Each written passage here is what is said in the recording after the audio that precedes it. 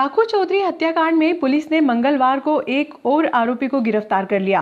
TI Shyamchandra Sharma के अनुसार राखू चौधरी हत्याकांड का षड्यंत्र रचने में आरोपी विजय आनिया पिता आती बाबा की भी भूमिका रही है।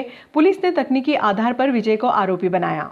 सर, राखू चौधरी हत्याकांड में चौथे आरोपी की गिरफ्तार हुई, सर क्या है पूरा मामला? सर, इसमें पूरे प्रकरण में जो चौथा आरोपी गिरफ्तार किया है उसका भी इसमें इन्वॉल्वमेंट पाया गया है और जो षड्यंत्र हुआ है उसमें भी इसका इन्वॉल्वमेंट है और इस आधार पे, टेक्निकल आधार पे इसको आज गिरफ्तार किया है और इससे पूछताछ की जा रही है। सर, कहाँ का रहने वाला, कैसे से जुड़ा है? सर, ये उसी मोहल्ले का रहने वाला लड़का है और जो पूर्व में जो आरोपी गिरफ्तार किए गए उनका दोस्त है।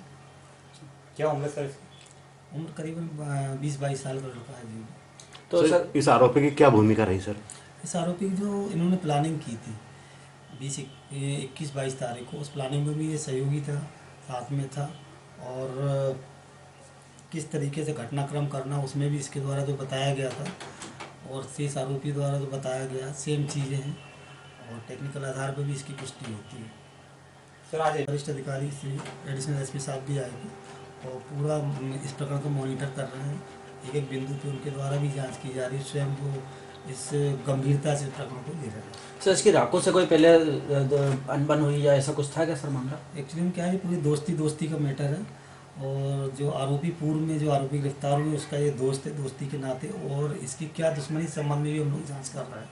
ऐसा अभी तक ऐसी चीज़ कुछ नहीं आई है, लेकिन फिर भी और गंभीरता से एक एक बिंदु पे इसकी जांच की जा रही है। सर, पिस्टल कहाँ से आई, क्या है इस मामले में कुछ? हाँ, इस संबंध में भी जो अपने पास रिमांड पे आरोपी है उस संबंध में उससे पूछताछ की जा रही है। कुछ क्लू हाथ लगे हैं और उस आधार पे भी हम लोग उसकी तस्दीक कर रहे हैं, क्योंकि आरोपी द्वारा जो चीज़ बताई जाती है उसकी हम लोग तस्दीक करते हैं, तब वो आरोपी द्वारा बताई गई बात को सत्य माना जाता है। आरोपी तो किसी का भी नाम ले सकता है, लेकिन उस बिंदु पे भी हम लोग जांच करते हैं और वो बिंदु सही पाया जाता है तो वो शेष आगे वाला आरोपी बनता है उसमें।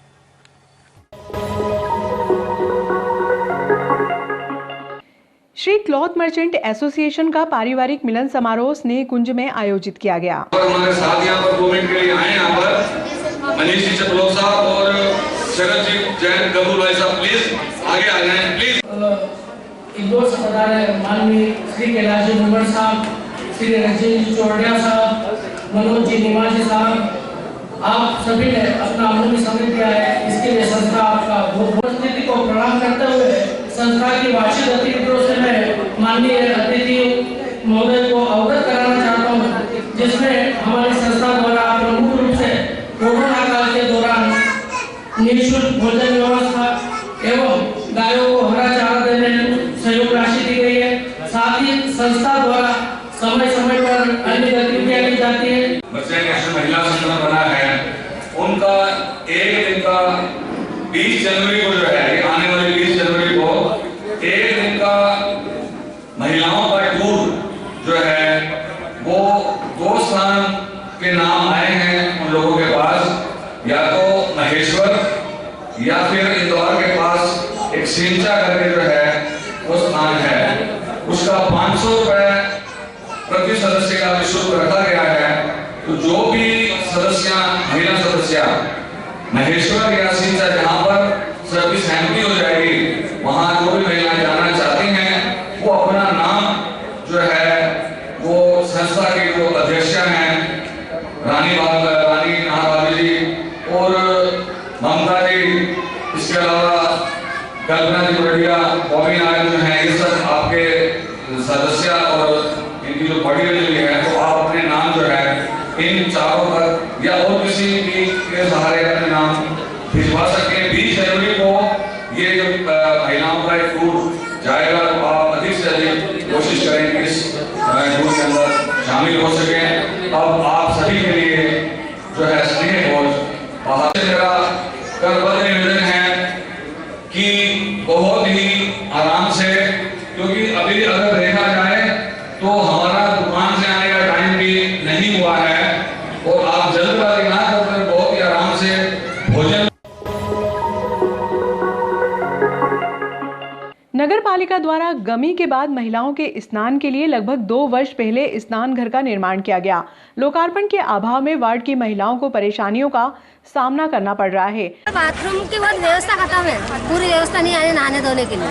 और वहाँ जो व्यवस्था बनाई है तो ना तो उसको चालू किया गया है और ना कोई कार्यक्रम किया गया उसका। और नहाए धोए तो काहे में नहाए धोए हम। लेडीज से नहाना हमारा कार्यक्रम होता है तो हमेशा नहाना धोना होता है। मौत मर्यादा में हमेशा हमारे नहाना धोने जाना पड़ता है हमको, और इसलिए जरूरी है कि उसको जल्दी से जल्दी चालू करवाया जाए। आना चाहिए। और औरतें नहाती धोती है तो कपड़े बदलने में सारे बाहर के लोग देखते हैं, अच्छा लगता है। अच्छा नहीं लगता ना, इसलिए व्यवस्था पूरी करवाना चाहिए। जितनी जल्दी हो सके 2-3 साल हो गए बनवाए, पीछे पड़ते पड़ते तो बड़ी मुश्किल से बनाए और चालू भी नहीं कर रहे। नहीं, हमारी लेडीज सब परेशान होती है तो जब भी कोई शांत होता है नहीं तो नहाने धोने में इधर चौराहे पे नहाना पड़ता, तो आते जाते लोग देखते हैं तो वो अच्छा नहीं लगता, कपड़े वपड़े बदलते। तो उसके लिए वो जो सुरक्षित जगह बनाई है वहाँ पर वो चालू कमरा बनाया नहीं तो उसको चालू करवा दो। विधायक जी से कह के या किसी से भी कह के आप तो चालू करवा दो। बेचारा परेशान हो रही लेडीज से सब है ना, बाहर नहाते धोते कपड़े पहनते तो शोभा नहीं देता है ना। पहले पूर्व पार्षद जगदीश मिमरोट ने बताया कि वार्ड में बुजुर्ग महिला मिश्रीबाई के निधन पर बड़ी संख्या में महिलाएं एकत्रित हुईं, जिनको असुविधा का सामना करना पड़ा। महिला शांतिबाई जाटवा ने बताया कि हिंदू धर्म में गमी में शामिल होने के बाद महिलाएं स्नान करने के बाद ही घर में प्रवेश करती हैं। वार्ड क्रमांक 7 में 2 वर्ष पहले महिलाओं के लिए स्नान घर का निर्माण किया। लोकार्पण के अभाव में असुविधा का सामना करना पड़ रहा है। नगर पालिका की ओर से हिंदू धर्म के हिसाब से जो महिलाएं जब वो कोई किसी के शांत हो जाता है तो हमारे हिंदू धर्म के अंदर रिवाज है कि महिला भी जितनी भी हो, पहले नदी पे जाया करती थी, नहा धो के आती थी। आजकल नदी में पानी नहीं होने के कारण नगर पालिका से व्यवस्था की गई कि अपने यहाँ पे स्नान गृह बनाया जाए। वो स्नान गृह बना है, उस स्नान गृह को बने करीब 2 से 3 वर्ष हो गए, मगर तो उसको अभी तक नगर पालिका ने हम लोगों को हैंड ओवर नहीं किया, जिससे कि महिलाएं उसमें कपड़े वगैरह बदल सके, नहा सके। उसमें बहुत ज़्यादा परेशानी आती है। आज महिलाओं की ये दुर्गति हो रही है कि जब वो ना कोई शांत हो जाता है, वो नहाने के लिए जाती है महिलाएं तो वो बीच रोड पे चौराहे पे ही बड़ी मुश्किल से वो नहा धोती है और वहीं कपड़े चेंज करती है। तो आने जाने वालों के कई बार तो साड़ियाँ लगा के महिलाओं को नहाना पड़ता है और बहुत ज़्यादा परेशानी होती है। मैं नगर पालिका से निवेदन करता हूँ कि हमारे जो वार्ड नंबर 7 में जो स्नान गृह बनाया गया है उसको चालू कराया जाए, जिससे कि आने वाली समस्या से निजात पा सके। हमारी महिला बहुत ज़्यादा शर्मसार होती है और आने जाने वाले लोग उसमें मतलब कई टीका टिप्पणी होती है। मैं नगर पालिका से निवेदन करता हूं कि मेरे वार्ड नंबर 7 में जो स्नान गृह बनाया गया उसको अतिशीघ्र चालू करेगा। नहीं चालू किया गया तो मुझे धरना प्रदर्शन के लिए मजबूर होना पड़ेगा। ये हमारे वार्ड नंबर 7 में महिलाओं के लिए अंत्येष्टि के बाद जब नहाने के लिए आती है महिला, उनके लिए बनाया गया है, मगर विगत 2 सालों से सब बंद पड़ा है, उसका आधा अधूरा काम पड़ा हुआ है, उसको पूर्ण नहीं किया गया। ये जो सार्वजनिक नल है, हमारी महिला 100 से 150 महिलाएं जो आती है वो बेचारी यहाँ ओपन में नहाती है और यहीं कपड़े बदलती है। और बड़े शर्म की बात है कि यहाँ पे अभी तक कोई भी जनप्रतिनिधि कई बार अब शिकायत कर चुके हैं और नगर पालिका को कई बार शिकायत कर चुके हैं, सीएमओ साहब को कर चुके हैं और गुप्ता जी को भी कर चुके हैं और अपने हमारे मिर्जा जी को भी कर चुके हैं, मगर इस पर कोई ध्यान नहीं दिया जा रहा है। और आए दिन बहुत ज़्यादा परेशानी होती है, महिला ऐसी ज़्यादा परेशान होती है, बेचारी यहाँ ओपन में कपड़े बदलते और ओपन में यहाँ पे नहाती है। इसको मैं नगर पालिका से निवेदन करता हूँ इसको अतिशीघ्र चालू कराकर हैंड ओवर करें, जिससे कि जो महिला जो बाहर नहाती है उसको बंद हो और उनके कहीं ना कहीं मर्यादा बनी रहे। और हिंदू धर्म के हिसाब से महिला को जो नहाना होता है उसके बाद ही घर में प्रवेश किया जाता है। ये इसलिए अतिशीघ्र इसको चालू किया जाए। जय हिंद जय भारत। अभी जो पार्षद महोदय जी ने ये बताया कि यहाँ पर ये स्नान गृह महिलाओं को नहाने धोने के लिए वो भी बना है, परंतु ये 2 साल से रुका हुआ है। और ये क्यों रुका हुआ है, किस लिए रुका हुआ है, ये तो यहाँ की सरकार जाने, नगर पालिका। बाकी मेरा भी उनसे निवेदन है कि वो इसे यथाशीघ्र प्रारंभ करके महिलाओं को ये सुरक्षा प्रदान करें। आज हमारे पार्षद महोदय ने जो समस्या उठाई है, ये समस्या काफ़ी दिनों से चल रही है। हाँ, अपन नगर निगम से हम ये चाहते हैं कि ये हिंदू तत्व की जो बातें हैं, जो बाहर बैठ के हमारी महिलाएं जो जिस ढंग से नहाती है वो नहीं होना चाहिए। और इस चीज़ की जो समस्या के लिए आपको दिया है कि ये जो बाथरूम और लेटरिन जो बनाई गई है या नहाने की व्यवस्था बनाई है, इस पर ध्यान देकर और इसको चालू किया जाए।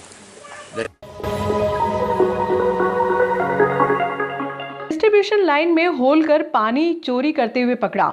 शहर के पर्याप्त दबाव से पानी न मिलने की समस्या को लेकर नगर पालिका का अमला डिस्ट्रीब्यूशन लाइन के लीकेज खोजने में जुटा हुआ है।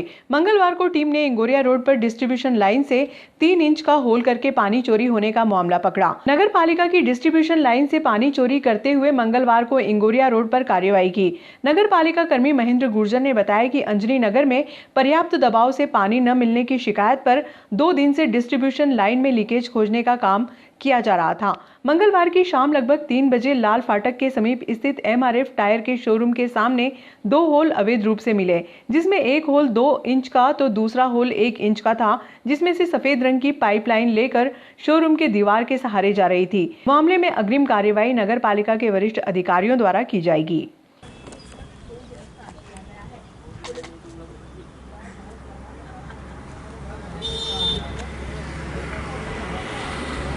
इंगोरिया रोड के ऊपर एक अवैध कनेक्शन पाए गए, क्या पूरा मामला?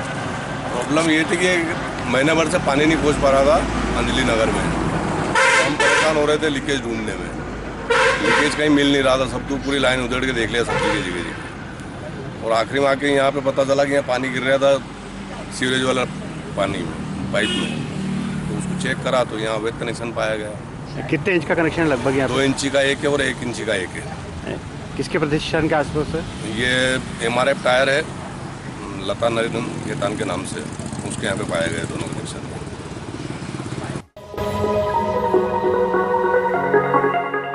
रोटरी क्लब के तत्वाधान में मंगलवार को शासकीय माध्यमिक विद्यालय क्रमांक 1 और शासकीय प्राथमिक विद्यालय मेहतवास में दांत और आंख नेत्र परीक्षण शिविर का आयोजन किया गया।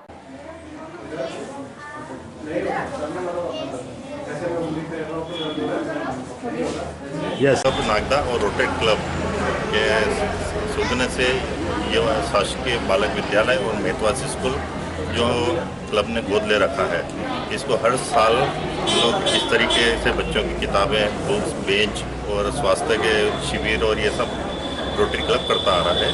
उसी उपलक्ष्य में आज ये वाला कैंप का आयोजन किया गया है, जिसमें इन सब का नाक, कान, गला, आँख, दांत ये सब कराया जाता है। धन्यवाद। शासकीय माध्यमिक विद्यालय क्रमांक 1 नागदा में रोटरी क्लब नागदा की ओर से जो आँखों के चेक और दांतों की एवं नाक, कान, गले की चेकअप की जा रही है, हेल्थ के बारे में बच्चों को बताया जा रहा है। उसके लिए मैं पूरे स्टाफ की ओर से और माध्यमिक विद्यालय क्रमांक 1 नागदा की समस्त शिक्षक शिक्षिकाओं को धन्यवाद प्रकट करता हूँ, आभार व्यक्त करता हूँ। शिविर लगाया गया है जिसमें आई चेकअप, दांत का चेकअप और फिजिकल टेस्ट बच्चों का किया जा रहा है। आज शिविर लगाया गया है जहाँ पर बच्चों का डेंटल चेकअप और आई चेकअप हो रहा है। उसके लिए हम यहाँ पर सब ये रोटरी क्लब और उनकी सहायता के लिए मौजूद हैं। कोविड का पहला डोज का टीकाकरण को लेकर विद्यार्थियों में काफी उत्साह नजर आया। स्कूलों में 15 से 18 वर्ष के बच्चों को कोविड का पहला डोज लगाया गया। आइए डॉक्टर से सुनते हैं कि इस दौरान हमें और क्या सावधानियां बरतने की जरूरत है। अभी जैसा तीसरी लहर के बारे में सुनने में आ रहा है, अपने मुख्यमंत्री जी ने उसकी आशंका व्यक्त करी है कि कोविड की तीसरी लहर मध्य प्रदेश में आ चुकी है। जितना पिछले 10 से 15 दिन में केस बढ़ रहे हैं और अपने इस रीजन में ज़्यादा केस हैं, अभी इंदौर सबसे आगे चल रहा है और कुछ दिन अपने बीते 2 से 3 दिन में नागदा में भी 2 पॉजिटिव केस आए हैं। तो ओमिक्रॉन और डेल्टा वेरिएंट कोई भी हो, कोविड से अपने को बचाव वही रहेंगे। ओमिक्रॉन और डेल्टा का बचाव दोनों का एक ही बचाव है। अपने को सोशल डिस्टेंस का पालन करना है, मास्क लगा के रखना है और कोई भी दिक्कत आती है तो डॉक्टर को तुरंत दिखाना है। इसमें सबसे पहले जो ओमिक्रॉन वेरिएंट आया है उससे ऐसा कोई घबराने की ज़रूरत नहीं है। उसकी स्प्रेडेबिलिटी मतलब उसकी फैलने की क्षमता, उसका म्यूटेशन है वो ज़्यादा है, लेकिन उसमें अस्पताल में भर्ती होने की और या मृत्यु दर उसमें काफ़ी कम है। जैसा कि अलग अलग स्टडीज़ में पता चला है अभी, तो ओमिक्रॉन फैलता ज़्यादा है लेकिन उसमें मृत्यु दर कम है। और अभी जैसे जो लोग वैक्सीन करा चुके हैं, जिन लोगों ने पूरे दोनों डोज ले लिए हैं, उनको बहुत ज़्यादा घबराने की ज़रूरत नहीं है। ये उम्र जैसे अभी कुछ दिनों से चल रहा है, ये जो बुजुर्ग लोग हैं उसमें अभी ये ज़्यादा फैल रहा है। तो मेरी लोगों से गुजारिश या निवेदन यही है कि अपना दोनों वैक्सीन लगवाएं। और अभी जो बच्चों का वैक्सीनेशन चालू हो रहा है उसमें मैं अभिभावकों से निवेदन करूंगा और उनको एक सलाह भी दूंगा कि वो अपने बच्चों को टीके समय पर लगवाएं और पूरे लगवाएं। टीके दोनों सुरक्षित हैं। जो लोग वॉलंटियर जिन्होंने टीके लगवाए हैं उन लोगों की भी न्यूज़ आई हैं और उन लोगों ने भी बताया है कि कारगर है। और अभी जो कोविड जो फैल रहा है, लेकिन जिन दोनों वैक्सीन लग चुके हैं उन पर वो उतना प्रभावी नहीं है। अपना वैक्सीन कारगर है और इन्हीं को अपन ध्यान रखना है। अपने को स्वास्थ्य में कोई अगर लगता है कि अपने को बुखार आ रहा है, सांस की कोई तकलीफ़ है, तो मैं सूचित करना है। अपना SpO2 रेगुलर चेक करेंगे। सांस में अगर कोई घबराहट आ रही है या बुखार लंबे टाइम से आ रहा है खांसी के साथ, तो डॉक्टर को दिखाना है। ओमिक्रॉन या डेल्टा कोई भी वेरिएंट हो कोविड का, उससे डरने की, आप घबराने की ज़रूरत नहीं है। हमें उनसे मिलकर लड़ना है। हमें अपने को जो भी लक्षण आ रहे हैं तुरंत डॉक्टर को दिखाना है। वैक्सीनेशन का डोज जरूर लें। जो लोग जहां वैक्सीनेशन पूरी तरह से संपूर्ण है, अच्छी तरह से वैक्सीनेशन हुआ है, दोनों डोज जिन्होंने लगवा लिए हैं, वहाँ इसका खतरा कम है।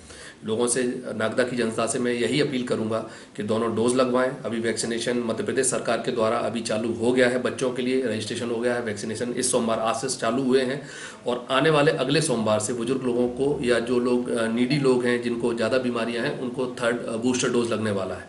तो आप सब लोगों से प्रार्थना है कि वो बूस्टर डोज लगवाएं और लोगों को ज़्यादा से ज़्यादा प्रेरित करें।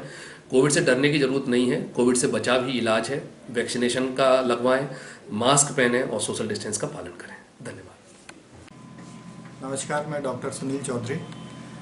मेरा नागदा के सभी माता पिता से अनुरोध है कि जो बच्चों का टीकाकरण शुरू हुआ है, सभी माता पिता अपने बच्चों को बिना डरे टीकाकरण करवाएं। दोनों टीके उचित समय पर लगवाएं, क्योंकि जिस तरह हम देख रहे हैं अभी सर्दी खांसी के मरीज वापस दोबारा बढ़ना शुरू हो गए हैं और कोविड के पेशेंट भी अगर हम देखें तो डे बाय डे इंक्रीज ही हो रहे हैं। तो सभी से अनुरोध है कि टीकाकरण बच्चों का जरूरी करवाएं, डरे नहीं। डरने से कुछ भी नहीं होगा। सामान्य तरीके के कुछ सिम्टम्स आ सकते हैं, हल्का बुखार या हाथ पाँव में दर्द या सिर दर्द ऐसा हो सकता है, जो कि सामान्यतः टीकाकरण के बाद होता ही है। बड़ों को भी ऐसा हुआ है और अगर हमें आगे बच्चों को कोविड से बचाना है तो टीकाकरण बहुत ही ज़रूरी है। अगर सामान्य तरीके के लक्षण आते हैं तो टैबलेट क्रोसिन या पैरासीटामोल बच्चों को दे सकते हैं।